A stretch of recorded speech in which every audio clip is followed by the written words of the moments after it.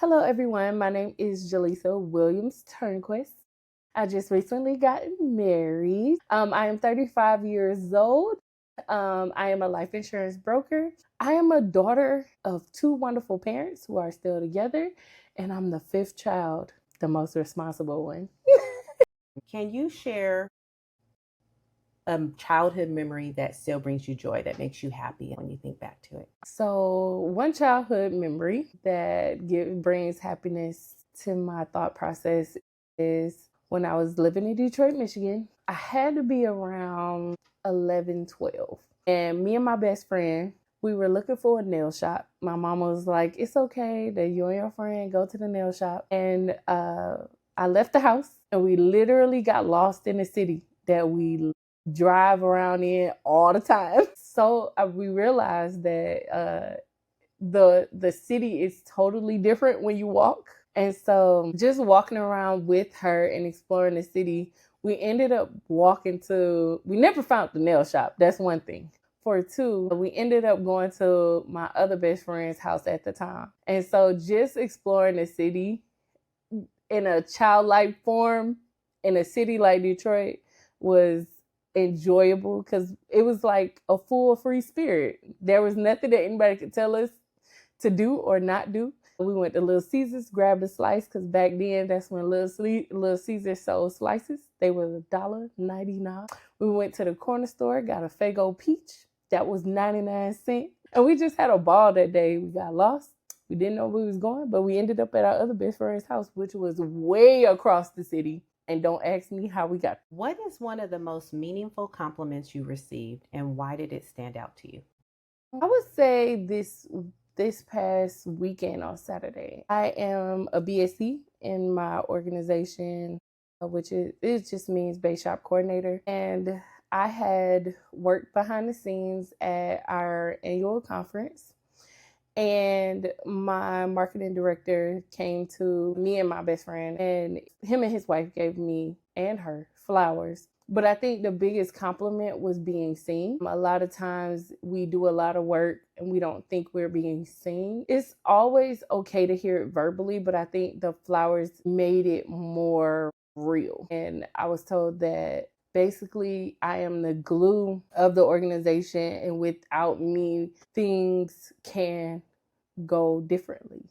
So it made me realize that being a base shop coordinator / secretary, or what people want, assistant, is way more important than just a position and a title. It's the work that's behind it, because organizations do fall apart if they don't have an assistant or a secretary or someone to do the behind the scenes work. So I realized in that moment that my position wasn't just a title, it was action. Speaking of your work, do you want to tell us a little bit about what you do? I'm a life insurance and disability broker with PHP Agency. My organization is called PLUSH, which stands for Passion Let Us Here. What we do is we train, recruit, and help the community protect their finances, create retirement plans, and pass down legacies with life insurance. A lot of people don't know that life insurance is very strong in helping you while you're alive and when you pass away. What has been the most challenging part of that position, and also the most rewarding part? So the most challenging part of being a life insurance broker, I would say title. A lot of people don't trust life insurance agents, and so it's really hard to fight that narrative. As a life insurance agent, we actually have a lot of power in helping individuals get to the goals that they want to get to. But because we're not labeled as an advisor or a financial planner, we don't get the same respect.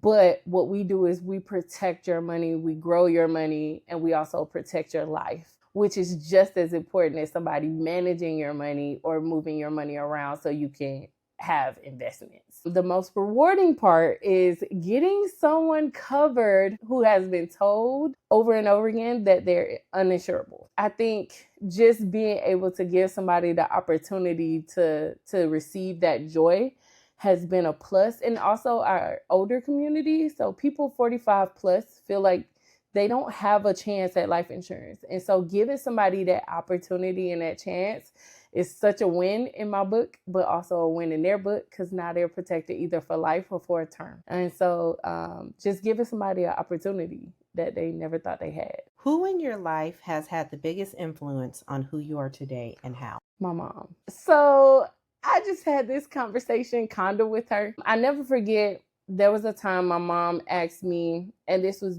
between her trying to, I guess, find her relationship back with God in a church setting. And she asked me one time, she came to me and she said, "Do you see a light in me?" She was like, "Not as your mom, but outside of that." And I was like, "Yeah." Like, she was like, "No, but for real, do you actually see a light? Because I feel like my light has been dimmed." And I was like, and I really thought about it, and I was like, to be honest, I can't see you outside of being my mom. And so now that I look at her and I went through my own spiritual journey, I knew exactly what she meant. There are times where you go through situations, regardless if it's your environment or people around you, where you feel like you can't shine or be who you want to be spiritually. And so just being her daughter, I'm so grateful because not only did she teach me independence and she allowed me to be independent, but she taught me that putting God first is always important, and creating a spiritual relationship with him. And I think there was a point in my life where I felt like he was there, but I wasn't connecting. And I think that was the same experience that she was having, that she wasn't connecting with him spiritually. But he never left because her spirit always shined through, just probably not as bright as she wanted it to be. So I don't even know how to explain, but I just feel like anybody that comes in my circle need to know who my mom is, because the type of love that she just gives off, like her aura just spills over to the point where I'm just like, I used to be really selfish about her. Like, don't call my mama your mama, don't touch her, don't be hugging on her. But I just feel like everybody that I come in contact need to know who she is, because her spirit is so beautiful. It's just so beautiful. Like, I don't even know how to explain it. That lady is everything.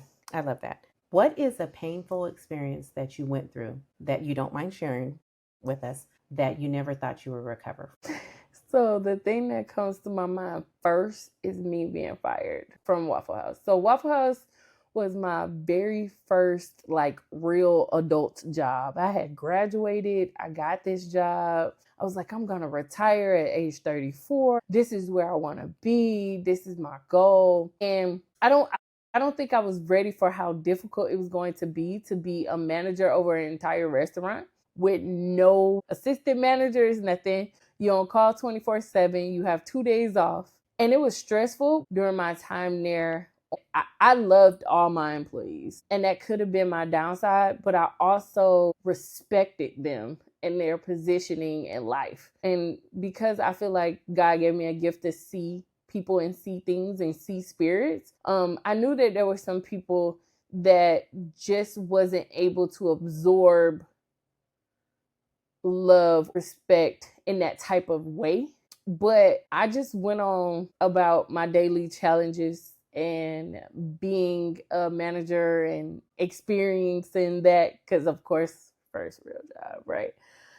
While I was there, I was terminated for being racist towards my own race and also saying the N word. And so the N word is an immediate termination if used, but apparently it was said that I didn't say it, it was used around me. And I got terminated for someone else's use and the racism that they said that, or discrimination that I had against my own race. And I found that really gut wrenching. And I will never, ever forget. They called me in on a day I was off for an investigation for something that was 8 months prior. 8 months prior. And the crazy part is, like 2 months prior to that, there was an in-store investigation about something that was recent.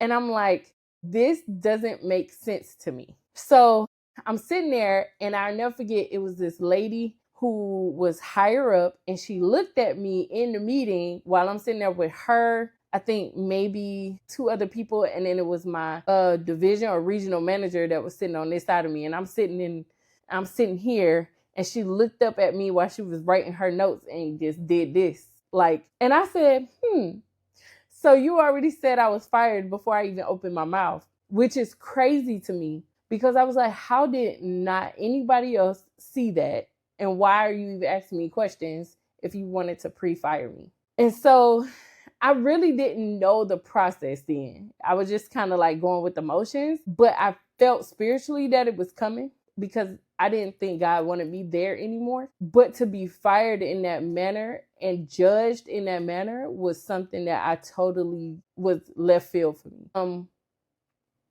The next day I came into work and I may have been like 2-3 hours in my shift. And so my division manager walks in and I told my division manager like 3 months before, not even realizing, if you're going to fire me, make sure you bring a cupcake with you. Because my store was in the same parking lot as a Publix. And he did not bring me a cupcake. So I was mad about that too. But he walked in, my division walked in with my regional manager. And he was like, hey, we need to talk to you in the back. So he takes over the grill. My division manager takes over the grill. My regional manager said, oh, you got to get all your stuff together. You're being terminated. And so I just started bawling. And I knew it was coming, but I was so angry. I just couldn't process it. And so it came out as tears because I can't hit this man. I can't break nothing because then they're going to be like, oh, she destroyed property. She an angry Black woman. Like, I could not. I just couldn't. And while I was getting everything and pulling stuff off shelves, I literally was like, so what am I being terminated for? And he was like, discrimination against Blacks and the use of the N-word. And I looked at him and I was like, really? And I was like, I told, in my tears, I said, I told your division manager that he should have brought me a cupcake. And I think I went out there on the floor and I said, where's my cupcake? And he was like, you can't go back on the floor. So I went out the back and I couldn't do nothing but cry, but I carried that for years because I was like, why am I being removed from my leadership role when I showed my people nothing but respect and I fought for them daily? In that unit, I did so much. I did like back to school stuff. I did Christmas events. I did giving back. Like we did, I'll never forget, we did boxes and we had Santa come out and we did food boxes with turkey and ham in it and washing detergent and toilet paper and paper towel. And maybe we did like 25, 30 families, maybe something like that, or 50 boxes. It was crazy. And I never forget those things. And I'm like, the people in my unit, like who would actually say I did these things to them? It blew me. And for the longest time until I came to Sacramento, I wouldn't get in any leadership positions because I was just like, they're not meant for me because this was taken from me because I wasn't supposed to be in it. And so I carried that. Like, I still think about it to this day. I was like, well, God keep putting me in leadership positions for a reason. So it must be meant for me, but I have to get over that hurdle because he did tell me to leave earlier. And that was his way of removing me, but it was still hard to stomach. It was still hard to take. That's pretty deep, Pat. Thank you. What's one piece of advice you would give to your younger self? If you could go back and just give yourself one piece of advice, your 21-year-old self, 20-something, you're still young. What's that one piece of advice that you would give yourself? Trust yourself more. Believe in yourself more. Because, yeah, I think for a long time I didn't trust myself. That I was sheltered myself in my 20s. So trust yourself to do more stuff. Get out more. Yeah. What's the most surprising lesson you've learned about love and friendship? Surprising lesson? I would say everybody isn't meant for you. Everybody has a season. It's okay to experience people, but you don't have to hold on to them. And sometimes, as hard as it may be, asking God to remove people from you because you have a tendency to hold on to people is okay, but just be prepared for when he does. That's one of the biggest lessons I had to learn when it came to friendships and when it came to relationships. People come into your life to teach you things and you have to take the lesson, but you don't have to keep the person. What does raising the bar mean to you? What does just the term raising the bar mean to you? Self-elevation and also community elevation. A lot of people do not realize they need community. And in order for you to increase who you are, you need to be around certain people and certain environments in order for you to grow as a person. You cannot do that by yourself. You cannot elevate by yourself without being challenged by your environment. Even if you're in the wrong environment, you know it when you feel limited. If your life were a book, what would the title be and why? I would call it SMILEZ. And that would be because I smile a lot and I laugh a lot, regardless of what I go through. So I have times where I kind of check out because I'm analyzing stuff, but I always find a way to smile or a way to laugh about something to get me out of that thought process. So that's what we call it, SMILEZ with a Z.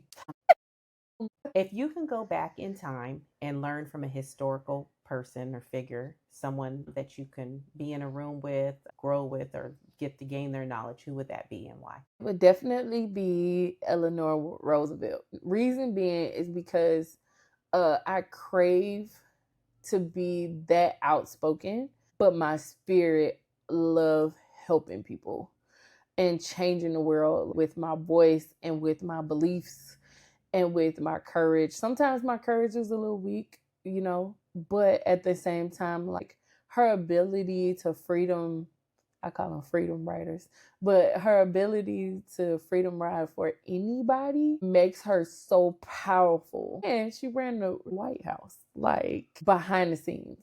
So I don't know, my theme this year is behind the scenes apparently, but just being as powerful you are as you are, and sometimes you don't even have to be out front. So I appreciated that. She did have her out front moments, but I think those were moments for her and not her husband. So I would definitely say Eleanor. What do you hope people remember most about you when you're no longer around? My willingness and openness to always help and elevate. I don't want to be at the top by myself. So I want to bring people who want to come along, but I also want people to remember like how good of a heart I had and how much I am willing to help. Looking back, what's a pivotal moment in your life that changed your perspective or direction entirely? Moving. So long story short, I moved from Florida to California. Everybody asks why. I needed a new space and environment that would give me examples of what it looked like to be independent, but also to grow. As much as I love my hometown and the surrounding areas, I just felt like it was too small. So coming to California made me not only realize that I'm in a new environment and I need to understand it and get to know it, but it also gave me a wake-up call to other nationalities, other different people. I'm not saying that I didn't know they exist, but now I'm surrounded, so I have to interact. And so it opened up my mind and my eyesight that the world is not just family. Because most of my friends, if you would ask, they would be family. So coming to California made me realize like there's so much more out there that I haven't experienced. And there's so many more people that need me more than just my family. What is a misconception people have of you that's far from the truth? That I'm a doormat. A lot of people think because I smile a lot and I laugh a lot that they can just walk over me because I'm super sweet and super nice. But at the same time, like if the right button is pushed, they get a little shocked. So never underestimate